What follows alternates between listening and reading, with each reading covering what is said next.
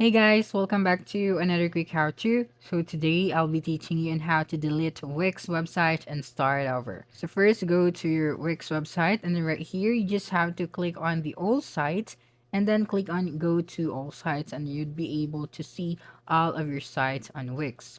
Okay, now that you're here, you just have to click on the three dots over here. So you just have to select the site that you want to delete. So for example, this one. So just click on the three dots and then click on move to trash.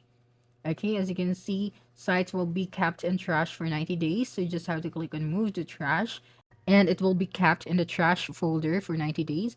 And you want to delete it immediately after moving it to trash. So you just have to refresh this page over here and then you'd be able to see your trash folder and then you just have to click on it. So here is the trash folder.